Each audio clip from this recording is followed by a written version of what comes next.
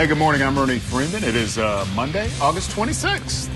Hard to believe Labor Day is a week from today. Hey, everybody, I'm Valerie Calhoun. It is 8:31 atomic time. That just happened. Yep. And Joe, checking in. I mean, summer is back with a vengeance, isn't it? I mean, it is. It's like it's trying to fit all that summer agony into the last official week of August. It's going to be a tough week out there. I like it that way because we did get some nice days in August. So, I mean, we were going to get this anyway. You're right. So, you know what I mean? And we didn't get it all summer, so we're getting it now.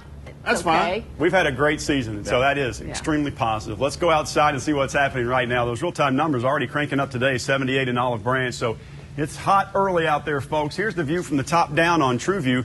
No major convection issues right now, and that's part of the high pressure that's settling in, and that's part of your forecast. Close into the metro, a little bit of a zoom shows you 77 to 78 is the common digit out there with the heat index factored in.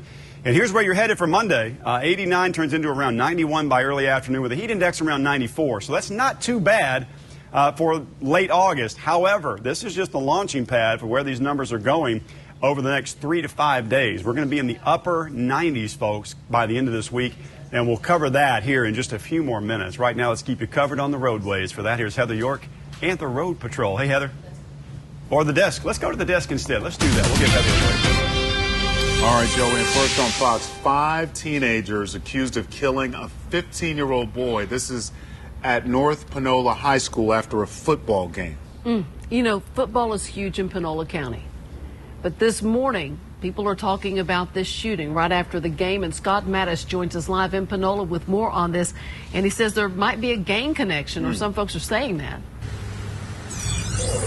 Yeah, that's exactly what some folks are saying down here in Panola County. They say some kind of rivalry between gang members right here in Sardis, which of course is in Panola County, and close by Como. Evidently, they've been butting heads for quite a while. This is only told to us by people who live in and around this area. I can tell you good morning, Valerie and Ernie. Now, we're waiting on a 2 o'clock press conference, which of course is going to happen in several hours. This from the Panola County Sheriff's Office, and we hope to have more information about just who these 5 people they have in custody are and exactly what they're being charged with. Because right now, all we know is that they were arrested in connection with this shooting and they have been charged, but we don't have exact charges, of course, because we don't have their names just yet. I can tell you that they are all around 18 years old or so, but the victim in this case, unbelievable, 15 years old, Roderick Bobo, shot and killed after a bullet pierced his chest. Take a listen to what one of his cousins told Fox 13 News over the weekend. Hang their shoes up, rags, whatever they got going on, put it down, and come together as one, because we're a small community, and put faith in the Lord. Yeah, so Valerie and Ernie back here live in Panola County. School has started. We've been asked to move off of their property. Respectfully, we did. And I can only imagine some of the students here, they have a very heavy heart like so many other people in this Panola County area. Stay with Fox 13 News and myfoxmemphis.com for the very latest. And we'll have much more about this planned press conference at 2 o'clock coming up tonight on Fox 13 News at 5. For now, live in Panola County, Scott Mattis, Good Morning Memphis. All right, Scott. Well, this morning, the search continues for a missing Memphis woman taken at gunpoint. Memphis police say 20-year-old Brittany Studway was visiting a friend early Sunday morning. Around 3 o'clock in the morning, they say a man kicked in the door of that home in the 800 block of North Claybrook, forcing Studway to leave with him in a vehicle. Police have identified the accused kidnapper as Ryan Stokes. Last seen driving a tan Malibu with plastic on the rear window. No picture of him, but the name, Ryan Stokes, and police asking anyone with information on his whereabouts or the whereabouts of Studway, call the police department, 528-CASH. A tragic anniversary. 1 year ago today, a Memphis police officer crashed into a family's car, killing a 13-year-old girl and her mother. And yesterday, the family of 13-year-old Michaela Ross and her mother, Jean Epps, well, they had a memorial at the site of the crash. Memphis police officer Alex Beard crashed that cruiser into the car at Walnut and E.H. Crump a year ago, and both people were killed, the mother and her daughter. Police tell us that he was speeding and did not have his emergency lights on at the time. Beard was fired, but the family of the victim say that's not enough. The other kids get on the school bus and bring tears to my eyes. Come knowing my baby's supposed to be getting on that bus. But because of this man driving 95 miles an hour with no lights or siren on, he changed all that. Beard's charged with 2 counts of vehicular homicide, 3 counts of aggravated assault. Ross tells Fox 13 that Beard will be in court again tomorrow. And supposedly then he will tell us, the judge, whether he would rather face a trial by jury or make a plea deal. All right, new this morning, an Arkansas inmate pulls a jailbreak, and he is still on the run this morning. 29-year-old Nicholas Allen. He escaped from the Polk County Jail Saturday morning. That's about an hour away from Little Rock. Allen was serving time for public intoxication, disorderly conduct, and obstructing governmental operations. He was last seen wearing orange jail-issued clothing, maybe traveling in a green 1997 Ford Taurus. Surely he's ditched the clothes by now, but here's his picture. Deputies say Allen is not armed, but anyone who sees him should not approach him. He might be armed by now. At this point, it's unknown how he got out of the Polk County Jail. More than a dozen people were injured and a man killed in a nightclub, and now the man who did it's been convicted. It's a 2012 nightclub shooting. 32-year-old Travis Steed is guilty of second-degree murder. He's found guilty Friday on that murder charge, plus a bunch of others. His sentencing is set for October 10th. Steed shot LaCarlos Todd last February inside what used to be the Karma Lounge. It's closed. Todd was a Lane College student from Memphis. More gunfire exchanged inside the club. 17 people were wounded. 2 people trampled as patrons bolted for the door. This was in Jackson, y'all. Police say Steve was trying to shoot somebody else, but he hit Todd and killed him, and again, shot 17 other people, too. The clash of the Titan.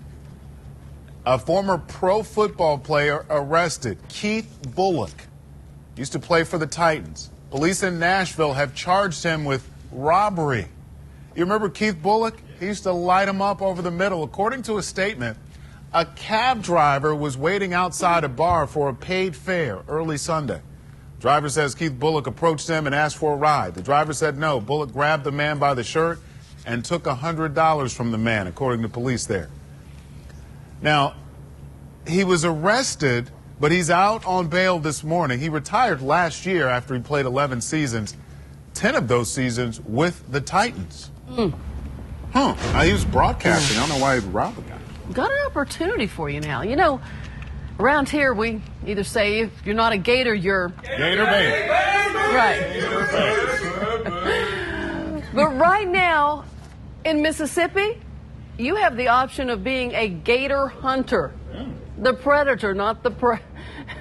Not the prey. The Magnolia State has opened its alligator hunting season. They do this every year, and the state's coordinator for this gator hunting program says it's going to be a good one. He says most areas are at normal or higher water levels this year. So what does that mean? You have more places to hunt. Actually, this is Mississippi's first statewide hunting season. Louisiana does this, Florida. 110 more people have gotten permits this year than they did last year. I guess last year it was confined to a certain part of the state. Yeah. And you really don't have a lot of gators up like in DeSoto or Marshall County. But you do once you get south of Jackson, from what I understand, even around Jackson. Mm-hmm. So stay out of the swamps. Right, for sure. Good advice. Because if you're not a gator, you're gator bait. Yeah, always good advice. Really, Marcus? Nothing. So let's try it again. Stay out of the swamps, because if you're not a gator, you're... Gator bait. I fell asleep there for a couple seconds. I know, right? What was happening? Thank you, guys. Didn't know if I was at Fox 13 for a second. I know. I thought I was at one of the other stations. All right, 8:41 Atomic Time. That just happened. And holy half Nelson, Jerry Lawler making moves outside the wrestling ring that would impress any Batman fan. Good morning, bro. Boom. Hey, good morning. No gators here, but we do have a pretty large cow. Yeah. And live out here at Chick-fil-A, we're talking about the Chick-fil-A 5K. Pretty big event coming up. We'll tell you how you can come, meet the cow, get some free swag, and sign up right after these messages on Fox 13's Good Morning Memphis. Stay with us.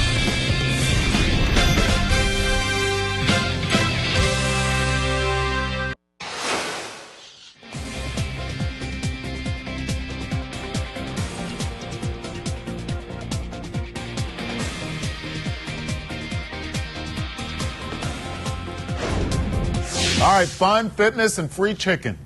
You can get it all during the 11th annual Chick-fil-A 5K Walk Run. It's happening Labor Day.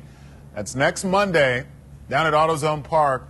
But Fox 13's Brooke Thomas has an early look at what participants can expect. And Brooke, I have to work that day, but I'm still down for some free chicken and some other swag from the folks over there. Well, here's the thing. You're Ernie Freeman, so I'm pretty sure you can kind of, take a day off when you please. So no excuses, right? Right. No excuses. That's right. No excuses at all, Ernie. No excuses at all. Hey, I'm Taylor Locke, and I'm with Chick-fil-A at Poplar and Mendenhall. And I just want to tell you guys about the awesome Chick-fil-A 5K that we have coming up on September 2nd, which is It's going to be a big deal, right? It's a huge deal. 2,500 people. That's the expectation. And this is actually the 11th year that we are doing this. We partner with Junior Achievement in this event. And so we've done this for 11 years, and this is all about investing in young people's lives. Chick-fil-A and Junior Achievement is all about making young people better and investing in them to have a positive influence on them. It's hard to go out and work out every day and get fit, get in shape. And so I know this is a motivator. This is kind of how you guys use this as motivation to get people out and exercise here in the Mid-South, right? Absolutely. Absolutely. And running is always a good thing for you, right? September 2nd, it's going to be at 9 a.m., the race is, and you can register 3 easy ways. You can go online at chickfila5k.com. You can come inside this store at Poplar and Mendenhall, and if you come and register today, we'll give you some goodies. Oh, hold on, I think, do you have something to say? Nothing? Okay. I didn't know. He's a man of few words, really. A cow of few words, excuse me. So anyways, we will give you a free Chick-fil-A chicken sandwich.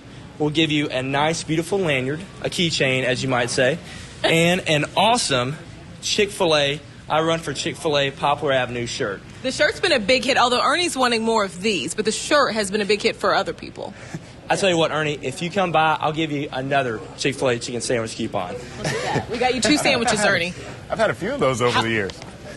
How can you not say yes to that, right? Hey, Brooke, can I say something real quick about Chick-fil-A? They have the best customer service ever at Chick-fil-A.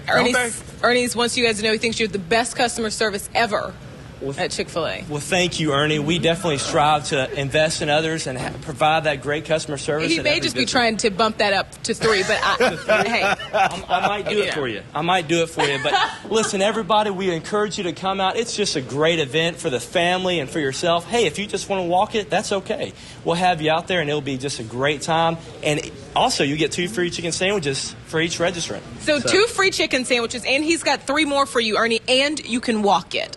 There you go. Back to you. I don't need to walk it, but he's always suspicious of me, Marcus. Have you noticed that? You don't trust me. All right, holy smokes, Batman. WWE wrestling legend and hometown son Jerry the King Lawler is the proud owner of a one-of-a-kind ride. The former wrestler has purchased the Batmobile, made famous in the 1960s. Tom Dees has more on that. Jerry, you bought the Batmobile. You didn't just buy any Batmobile. You bought the Batmobile.